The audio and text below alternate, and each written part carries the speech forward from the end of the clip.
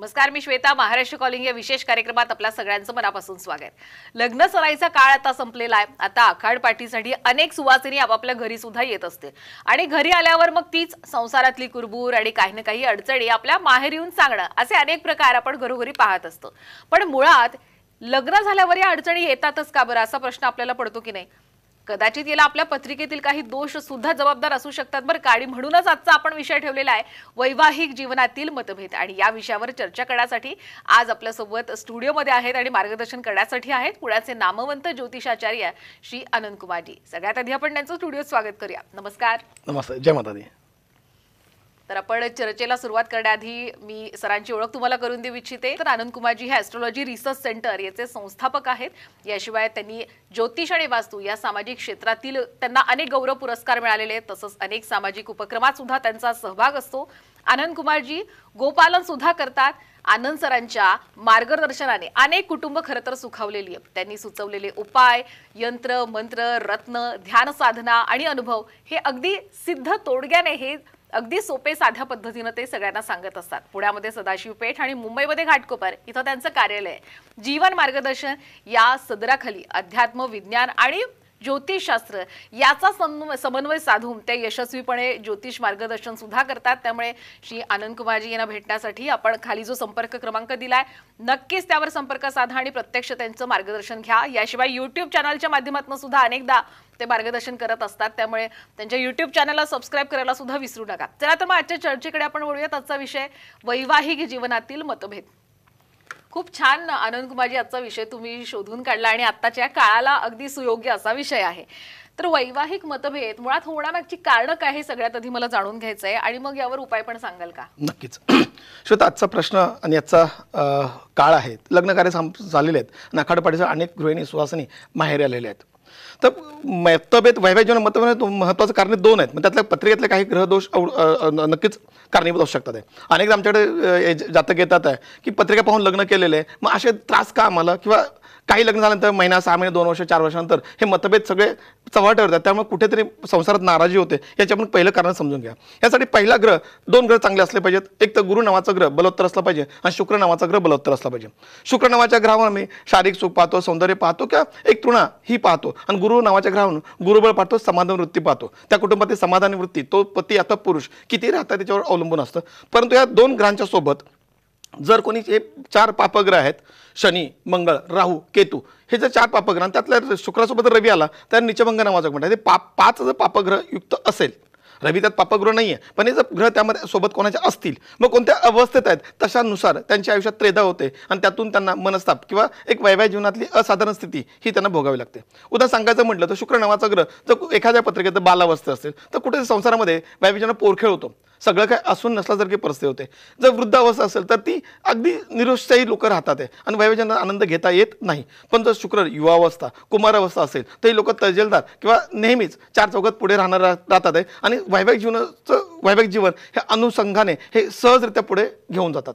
पण जर कोणी पापग्रहयुक्त असेल तर मात्र त्या स्थानानुसार त्यांना नक्कीच त्याची वाईट अशुभ फळं भोगायला लागतात. मध्ये एक प्रश्न साधा विचारलात की आपण यात उपाय करता येतात. हो, प्रेक्षक आपले पाहताना सांगेल की जसा एखादा आजार आहे तो बरा होण्यासाठी त्यांना उपाय औषध आहेत, तसं तुमच्या आयुष्यात असणारी समस्या आहे, ह्या समस्येवर सुद्धा उपाय आहेत आणि त्यातून तुमचं आयुष्य सुखर नक्कीच करू शकतं. पुढे नक्की कोणाच्या पत्रिका आल्या त्या अनुषंगाने नक्कीच मी सांगेन. आणि आपले असे काही प्रश्न सुद्धा आपण या कार्यक्रमात घेणार आहोतच. पण मात्र तुम्ही शुक्र ग्रहाबद्दल बोललात म्हणून थोडंसं मला त्या अनुषंगाने विचारायचं आहे की शुक्र हा ग्रह हा पापग्रह युक्त आहे असा तुम्ही आता मगाशी उल्लेख केला. एक तर त्याचे परिणाम नेमके मग काय होतात असं असेल तर थोडंसं सविस्तर सांगा. नक्कीच. शुक्र नावाचा ग्रह एखाद्या पत्रिकेमध्ये, जर शुक्र नावाचा ग्रह एखाद्या पत्रिकेमध्ये द्वितीय लग्न स्थानात आहे आणि सोबत शनी आहे, त्याचं लग्न उशिरा होतं, अगदी उशिरा, 30 नंतर. पण तो शुक्र जर वृद्ध अवस्था असेल तर ते शुक्रमध्ये 30, 35, 40 वर्षांत लग्न होतं आणि हे लग्न होऊ नये सुख मिळत नाही. का? शनी नावाचा ग्रह सोबत असतो, शनी लेट करतोय. बस सोबत शुक्रासोबत जर मंगळ असेल, मंगळ नावाचा ग्रह चतुर्थ स्थानात आहे, तर घर सौख्य मिळत नाही. घरात सगळं काही भरलेलं आहे पण त्यांना उपभोग घेता येत नाही. मग तुझी सासूची कुरकुर असेल, तिथे आईची कुरकुर असेल, ह्या कुरकुरीला सामोरं जावं लागतं. किंवा घरातले मुख्य सदस्य असेल त्याची कुरकुरीला सामोरं जावं लागतं. आता शुक्र नावाचा ग्रह जर राहूयुक्त असेल तर हा कुठे 5म स्थानात आहे किंवा हा अगदी 7म स्थानात आहे, 8म स्थानात आहे. राहू नावाचा ग्रह ब्रह्मांडावरती नाही आहे. आम्ही ज्योतिषवालेच आम्ही मानतो आणि याचा राहूचा अंमल आपल्या शरीरावरती इथून वरती राहतो.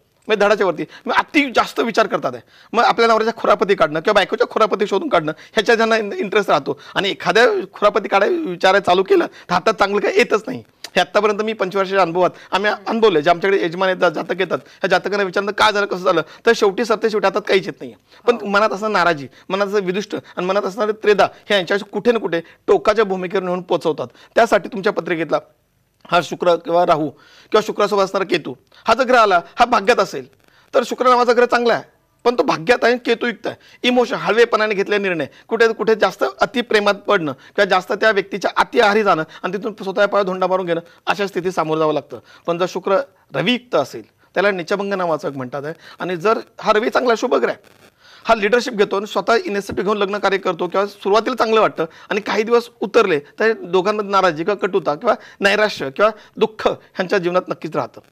आणि याच्यासाठी ह्यांच्या जीवनामध्ये जर सुखर आनंद घ्यायचा असेल तर मनोमिलनंतर आपल्या घरात जर पूजना ठेवताय, ब्ल्यू टोपाज नावाचं रत्न धारण करताय, शुक्राचा हिरा नावाचं रत्न, ओपेल नावाचं धारण करताय, व्हाईट टोपाज नावाचं रत्न धारण करताय, तर असे साधे उपाय जर करताय तर माझा विश्वास आहे, ऐपतीनुसार पद्धतीनुसार तर माझा विश्वास आहे तुमच्या आयुष्यात नक्कीच चैतन्य आणि एक मॅरिड लाईफ हॅपी सुखर नक्कीच होईल. आणि या 25 वर्षात तुम्ही अनेकांचं मॅरिड लाईफ असंच सुखी तुमच्या उपायांमुळे झालेलं आहे. तर आपण दरवेळी कार्यक्रमामध्ये प्रेक्षकांचे फोन घेत असतो. आता मात्र तुमच्यासाठी प्रेक्षकांनी आपल्याला काही प्रश्न पाठवले, तर आज आपण फोन घेणार नाही आहोत, ते लिहिलेले काही प्रश्न आहेत माझ्याकडे, ते आपण घेऊया. तर तिसरा प्रश्न मला असा विचारायचा आहे, मिरज सांगलीवरनं खरं आलेला आहे की वैवाहिक जीवनात मतभेद आहेत, त्यांना वेगळं होण्याची इच्छा आहे, वेगळं होता येईल का?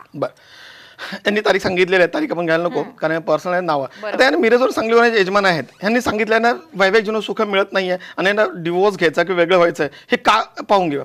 यांच्या पत्रिकेचा विचार करता चंद्र नावाचा ग्रह यांच्या द्वितीय स्थानात म्हणजे कुटुंब स्थानात आहे आणि चंद्राची अवस्था जर आपण पाहतोय तर चंद्राची अवस्था यांच्या पत्रिकेत युवा अवस्था आहे, हे धडाडीचे आणि निर्णयक्षम व्यक्ती आहेत असं स्पष्ट यांच्या पत्रिकेवरून दिसतंय. पण गुरु नावाचा ग्रह यांच्या पत्रिकेमध्ये लाभस्थानामध्ये वक्री आहे. गुरु लाभ जिथून कमाई आहे, सोर्स ऑफ इन्कम आहे, त्याचा सोर्स ऑफ इन्कम कमाई कुठेतरी खंडित असावी, बाधित असावी किंवा कमाई नसावी, त्यामुळे हे निर्णय घेण्यासाठी अपात्र राहतील असं माझं म्हणणं आहे. पण शुक्र नावाचा ग्रह कुठे आहे तर शुक्र सप्तमत आहे, यांचा डिवोर्स 200% होत नाहीये. किती टक्के होत नाही? 200% डिवोर्स होणार नाही, कारण यांच्या पत्रिकेमध्ये बुध, मंगळ, रवी आणि राहू हा पत्रिकेत 6ष्ठ स्थान बसलेलं आहे. आता 6वं स्थान आहे अशुभ, 6, 8, 12 स्थान मी अशुभ मानतो. इथे राहू नावाचा ग्रह उचित आहे. आता बोलण्यात सांगितलं की राहू नावाचा ग्रह उतरूनवरती अंमल करतो आणि तो बुध युक्त आहे. आता बुध राहू इथे आली तर काही अंश शुभ, ही अति हुशार दुरंदर चतुर लोक असतात आहे आणि चातुर्य यांच्या अंगाशी कुठेतरी येतं. म्हणजे एखादी एक गोष्ट समजवायची अशी लोक 10 गोष्टी समजवतात आणि 10 गोष्टीमध्ये एक चूक झाली त्यांच्या विरोधात 10 चुका जातात आहे, त्यामुळे यांना 2 पावलं मागे राहावं लागतं. दुसरी गोष्ट यांच्या पत्रिकेत मंगळासोबत रवी आलाय, हा योग शुभ, ह्याला अंगारक नावाचं एक म्हणतात. पण अंगारक नावाचं योगाची लक्षणं दिवसांनी रुबाब करणार असतात. ही चिडकी, मंगलिक ही व्यक्ती नाही आहे पण ही चिडकी आहे, हट्टी हेकेकोर आहे आणि ह्यांचा हट्ट कुठेतरी कमी झाला पाहिजे आणि हट्ट जर कमी करता येत आहे, ह्यांचा हेकेकोरीपणा जर कमी करता येतं, माझा विश्वास आहे ह्यांची मॅरिड लाईफ नक्कीच सुखर आणि आनंदी नक्कीच होईल. ह्याच्यामुळे फार चिंता करण्याची गरज नाही. आणि दुसरी गोष्ट यांच्या कर्मस्थानामध्ये शनी नावाचा ग्रह, मी मला सांगितलं पापग्रह 4 आहेत. ह्या पापग्रह शनी नावाचा ग्रह वक्री आहे, हा तुळ नावाच्या राशीत आहे. तुळ नावाची राशी ही मॅरिड लाईफसाठी, तुळ नावाची शुक्राचे प्रधान राशी आणि वैवाहिक जीवनासाठी चांगली राशी, पण ही राशी पडली यांच्या पत्रिकेमध्ये तुळ राशीत कर्मस्थानात. तरी पुरुषाची पत्रिकेत ही नेहमी ह्यांच्या पत्नीवर अवलंबून राहावं लागणार आहे, त्यामुळे इथे ह्यांना डिवोर्स होणं नक्कीच दाखवत नाही. पण मित्रा, जर आपल्या पत्रिकेतले काही जर ग्रहदोष निवारण केले नसतील तर मात्र ते शांतदोष निवारण करून घ्यावी. दुसरी गोष्ट आपल्या पत्रिकेत आहे तैतील नावाचं करण आहे. कोणतं करण आहे? तैतील नावाचं करण आहे. आणि तैतील नावाचं करण असल्यामुळे काय होतं, जीवनात सातत्य राहत नाही आहे.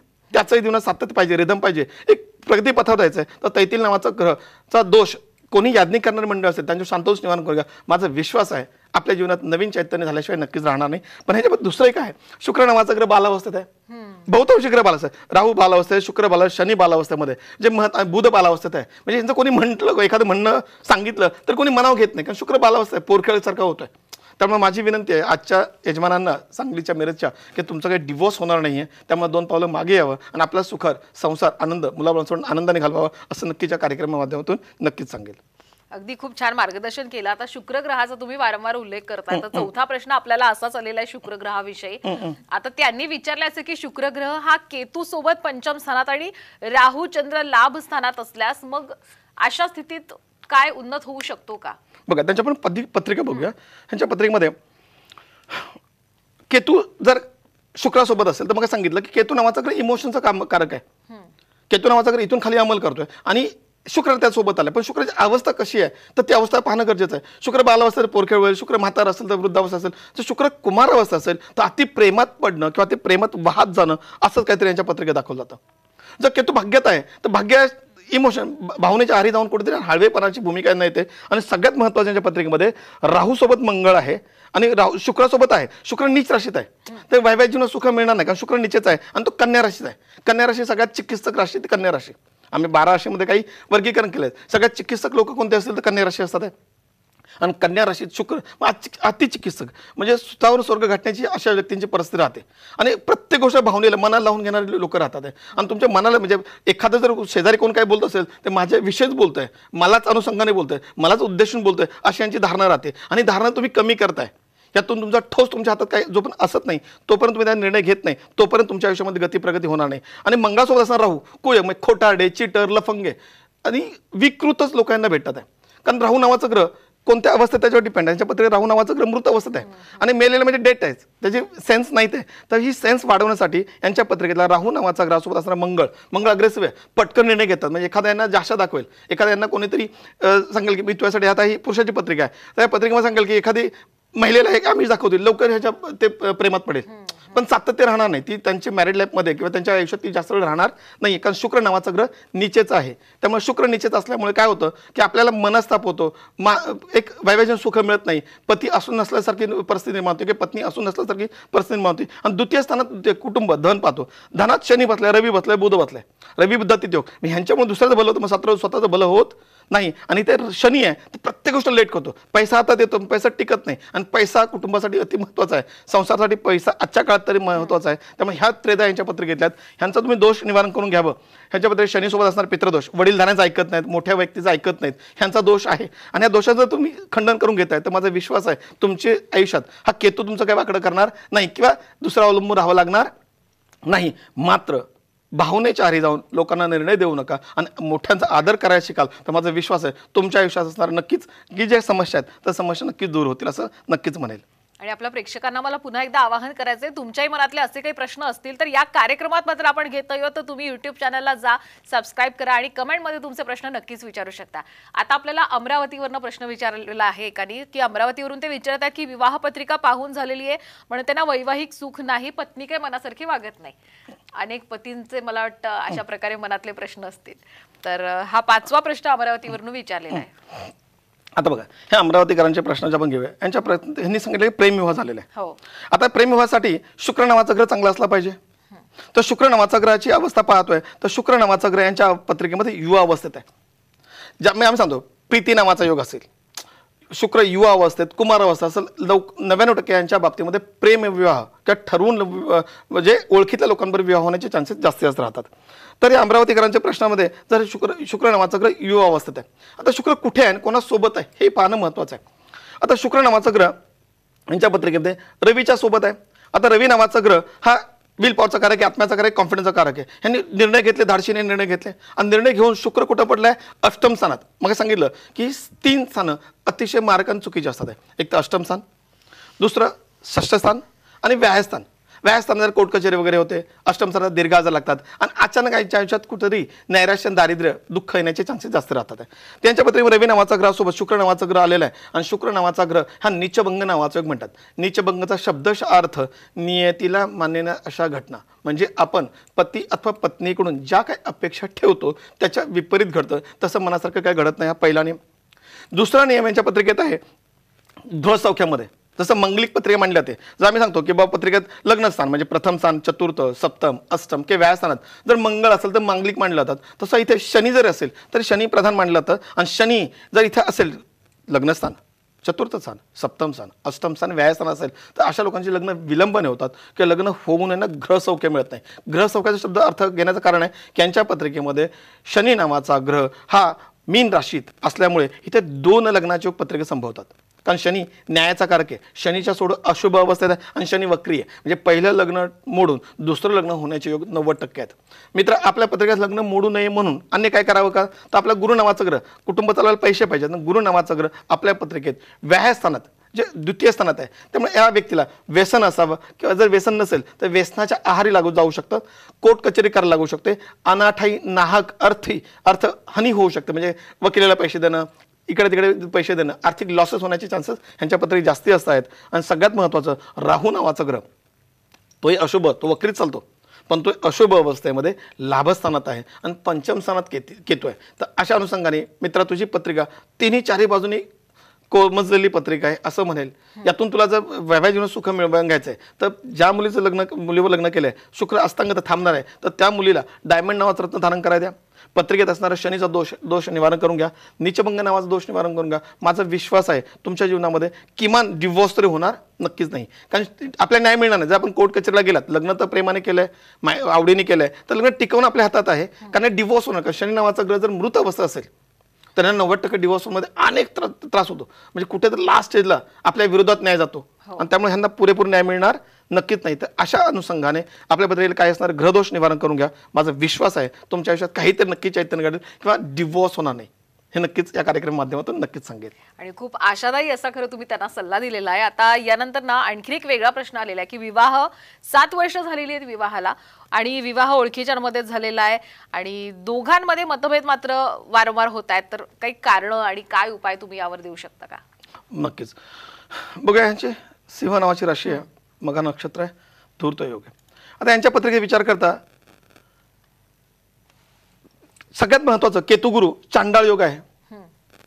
नाही खोटाडे, तुम्हाला नको त्या चांडाळ चौकटीत समजवणारे भरवण नको तुम्हाला जास्त भेटतील. कारण पराक्रमात आहे आणि पराक्रमात जर केतू सोबत गुरु असेल त्याची भाग्यदृष्टी पडते आणि भाग्यस्थानात इथून या स्थानामध्ये जिथे 10 आकडालेले आहे ते भाग्यस्थान म्हणतो. भाग्यस्थानात यश, कीर्ती, वृद्धी, प्रसिद्धी ही होण्याचे चान्सेस जास्त असतात. आणि तर राहू नावाचा ग्रह इथे कुठे अपकीर्ती, म्हणजे तुमच्या विरोधात चुकीची माहिती लोकांमध्ये पोहोचवणं किंवा कुठेतरी भाग्यात खच्चीकरण होणं आणि असंच काहीतरी दाखवतंय. तर शनी नावाच्या ग्रहासोबत जर राहू नावाचा ग्रह आलेला आहे त्याचं तुम्ही खंडन करून घ्यायचं, म्हणजे शांत दोष निवारण करून पहिलं. दुसरं गोष्ट, शुक्र नावाचा ग्रह हा व्याहात आहे. मग सुरुवातीला सांगितलं की व्याहास्थान अशुभ, जिथून कोर्ट कचेरी पाहतो किंवा विवाहबाह्य संबंध पाहतो. तर शुक्र नावाचा ग्रह इथे कुठेतरी विवाहबाह्य संबंध प्रस्थापित करायला भाग पाडू शकतो आणि तिथे तसं यश मिळणार नाही, कारण बुध नावाचा ग्रह सोबत आहे. आता बुध अशुभ ग्रह नाहीच आहे, पण बुध नावाचा ग्रह नपुंसक मानला जातो आणि शुक्र नावाचा ग्रह हा स्त्री तत्वाचा आहे. म्हणजे नपुंसक स्त्री तत्वाची व्यक्ती आणि नपुंसक व्यक्ती एकत्र असेल तर काय असेल, तर दोघेही हॅपी नसतील किंवा दोघे अनकम्फर्ट झोनला असतील. तर बाबा तुझ्या पत्रिकेमध्ये हा अशुभ दोष, नपुंसक शब्द वापरणार नाही मी, की मुलं बनवत अडचण राहते, सेक्शुअल लाईफमध्ये ना इंटरेस्ट राहत नाही, तर अशा गोष्टींमध्ये इथे हा नपुंसक दोष आहे. त्याचं शुक्रासोबत असणारं बुध खंडन करून घ्या, जेणेकरून पत्नीविषयी आपला प्रेम आपुलकी वाढेल. दुसरी गोष्ट, पत्रिकेमध्ये शुक्र नावाच्या केतू नावाच्या ग्रहासोबत राहू नावाचं केतू नावाच्या ग्रहासोबत गुरु नावाचं ग्रह ह्याला चांडाळ नावाचं म्हणतात आहे. तर चांडाळ नावाचं असेल तर चांडाळ चौकट नाही, खोटारडे, लफंगे, चुकीचे किंवा चुकीची इन्फॉर्मेशन लोक तुम्हाला मिळतात आहे. तर लोकांचं तुम्ही ऐकायचं नाही, हे तुम्ही जर आज लक्षात घेतलं तरी तुम्हाला अनेक गोष्टी नक्कीच मार्गी लागू शकतं. दुसरी महत्त्वाची गोष्ट आहे, शनी नावाचा ग्रहासोबत राहू नावाचा ग्रह मी सांगितल्याप्रमाणे दोष निवारण करा. माझा विश्वास आहे तुमची गाडी 100% नाही 200% गाडी तुमची रुळावर नक्कीच येईल. आणि आपला स्वभाव मंगलिक नाही बरं का, पण आपली राशी सिंह राशी आहे, मघा नक्षत्र आहे. 12 राशी सगळ्यात लिडरशिप करणारी, नेतृत्व करणारी किंवा सगळ्यात पुढे राहणारी ती राशी सिंह आणि मघा नक्षत्र आहे. आणि मघा नक्षत्राचा स्वामी जो आहे तो चंद्र आहे, केतू नावाचा ग्रह. आता केतू नावाचा ग्रह असल्यामुळे तुम्ही हळवे तेवढेच भावनेच्या आहारी जाऊन तुम्ही निर्णय घेतलेले आहेत. त्यामुळे सजग पद्धतीने वडीलधाऱ्यांचा सल्ला घेऊन जर निर्णय घेताय तर माझा विश्वास आहे तुमच्या आयुष्यामध्ये गती आणि प्रगती झाल्याशिवाय नक्कीच राहणार नाहीये. नक्कीच. खरं तर आपल्याला आनंद कुमारजी, आपल्याला खूप प्रेक्षकांचे प्रश्न आलेत पण वेळ आपल्याला थोडासा कमी आहे, त्यामुळे मला आपल्या सगळ्या प्रेक्षकांना पुन्हा एकदा विनंती करायची आहे की आपण आपले जे काही वैवाहिक संबंधाशी विवाहाशी संबंधित जे प्रश्न आहेत ना ते यूट्यूब चॅनलला जा, सबस्क्राईब करा आणि तिथे मात्र कमेंट करून नक्कीच आपले प्रश्न विचारा. शिवाय प्रत्यक्ष आनंद कुमारजी यांना आपण पुढे सुद्धा भेटू शकता. खरंच तुम्ही इथे आलात, खूप छान मार्गदर्शन केलं, खूप छान उत्तरं दिली. मनापासून तुमचे धन्यवाद. जय माता दी. यानंतर महाराष्ट्र कॉलिंगमध्ये वेळ झाली इथेच थांबण्याची. आपण कुठेही जाऊ नका, पाहत रहा साम टीव्ही.